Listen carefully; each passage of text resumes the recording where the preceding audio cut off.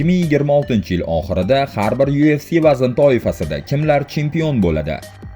2025-yil UFC uchun yana bir ajoyib va juda ko'ngilochar yil bo'ldi. Tashkilotda barcha vaznlarda yangi haqiqiy chempion nomi ma'lum bo'ldi. Bu esa MMA'ni dunyodagi eng noaniq va kutilmagan sport turlaridan biriga aylantiradi.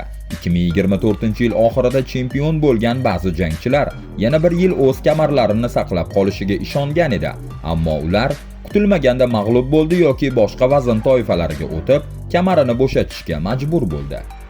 Hozirda har bir divizion iste'dod va da'vogarlar bilan to'la bo'lib, ularning barchasining 2026-yil oxirida UFC kamari bilan chiqish imkoniyati juda real. Shu darajada raqobat kuchli bo'lganligi sababli, yil oxirida har bir divizionda kim eng yuqori turishini oldindan aytish juda qiyin. Lekin biz har bir erkaklar UFC vazn toifasida 2026-yil oxirida kim chempion bo'lishini oldindan bashorat qiluvchi maqola tayyorladik. Bu qiziqarli va murakkab muhokamaga qo'shilish uchun yordam beradi. Siz esa kanalga obuna bo'ling va agar video yoqsa albatta like bosing. Yana bir iltimos, videoda qandaydir kamchilikni ko'rsangiz albatta izohda yozing. Buni biz negativ sifatida qabul qilmaymiz. Vaqtingizga rozi bo'lasiz, biz esa videoni boshladik. O'ta yengil vazn Alexandre Pantoja. Ba'zi muxlislar haqli ravishda Alexandre Pantoja yana UFC kamarini qo'lga kirita olmaydi deb bashorat qilishgan bo'lsa-da, 2026-yilda u o'ta yengil kamari uchun qaytishi va uni qaytarib olish ehtimoli juda katta. Braziliyalik jangchi UFC 323dagi Joshua Van bilan bo'lgan jangida atigi 26-soniyadan so'ng qo'lidan og'ir jarohat oldi. Hakam jangni to'xtatishga majbur bo'ldi va natijada 24 yoshli Van yangi chempion bo'ldi. Vanning birinchi kamar himoyasi ehtimol Tatsuro Taira yoki Manel Capega qarshi bo'ladi, lekin bu Pantoja uchun muammo emas, chunki u jarohatidan to'liq tiklanganidan keyin yil oxirida qaytadi. O'ta yengil chempioni sifatidagi ajoyib tajribasini hisobga olinsa, UFC unga qaytishi bilan darhol titul jangini berishi ehtimoli juda katta. Garchi u qaytishda 36 yoshda bo'lsa-da, uning ko'nikmalari toifadagi ko'pchilik jangchilardan ustun ekanligi allaqachon isbotlangan. Eng yengil vazn Umar Nurmagomedov. Agar UFCda hozir kamarni ushlab turmayotgan, lekin muxlislar va ekspertlar bir kun albatta chempion bo'ladi deb ishonadigan bir jangchi bo'lsa, u Umar Nurmagomedovdir. Nurmagomedovlar oilasining a'zosi bo'lgan bu yigit dunyodagi eng kuchli jamoalardan birida shug'ullanadi.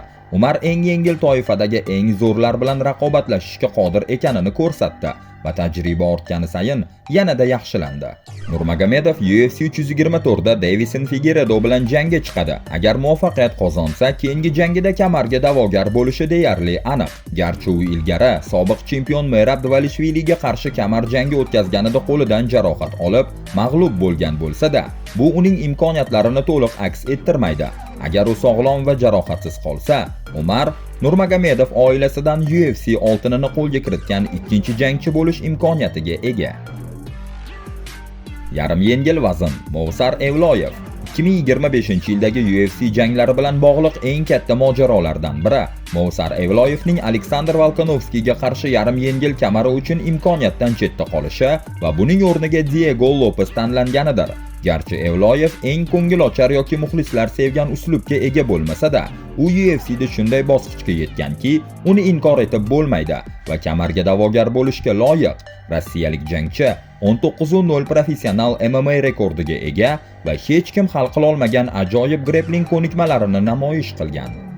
Ilya Topuria va Max Holloway'ning yengil vaznga ko'chishi hamda Volkanovskining MMA'dagi faoliyati ortga qarab ketayotgani sababli yarim yengil vazn toifasi 2026-yilda katta yangilanishni boshdan kechiradi va Evloyev buning markazida bo'lishi kerak. Garchi u har kimga qarshi o'z imkoniyatini sinab ko'rishga tayyor bo'lsa-da, Lopes bilan revansh. Bilamizki, ilgari Movsar Lopesni mag'lub etgan. Juda qiziqarli jang bo'lishi mumkin. Ayniqsa Lopes tajribali avstraliyalikdan kamarni olib qo'ysa.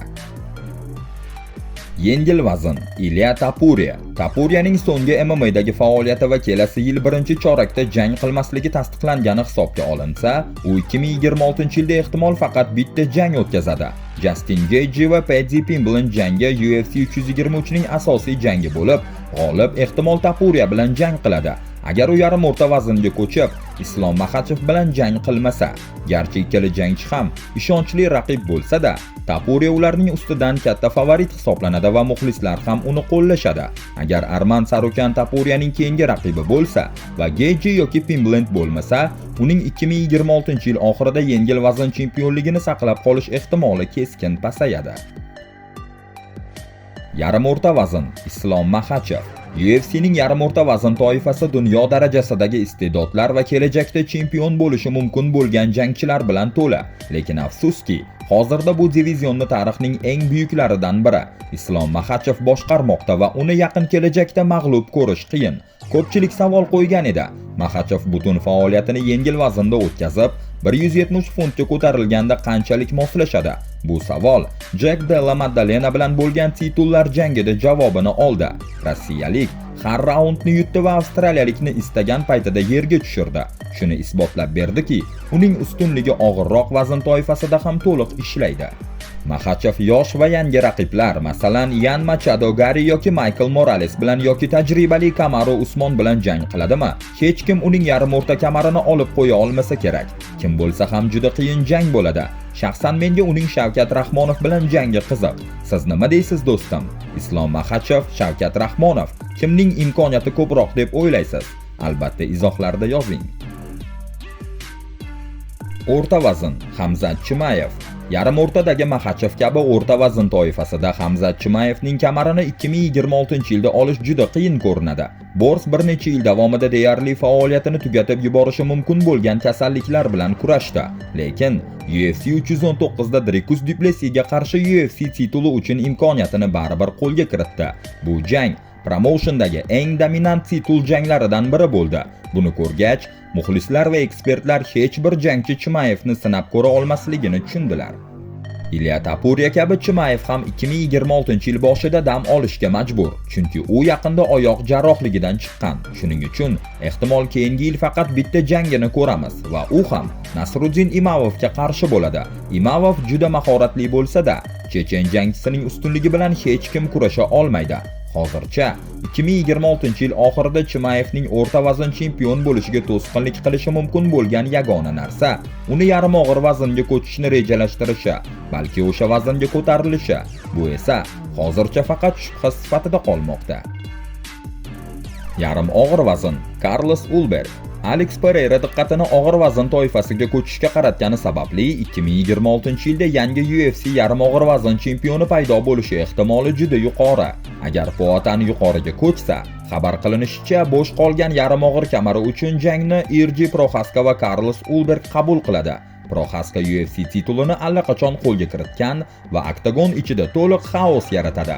Lekin Ulberg esa standartda snayper singari aniq zarbalar beruvchi jangchi va Proxaska uchun bu qiyin sinov bo'ladi.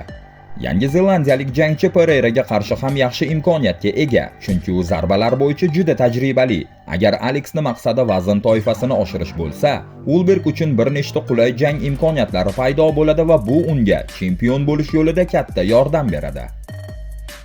Og'ir vazn Tom Aspinall. Bu yil Tom Aspinall uchun ancha qiyin yil bo'ladi, lekin ko'plab muxlislar va ekspertlar uni 2026-yilda qayta kuchga to'ladi deb hisoblashadi. Ingliz jangchi 15 oylik tanaffusdan keyin oktagonga qaytdi.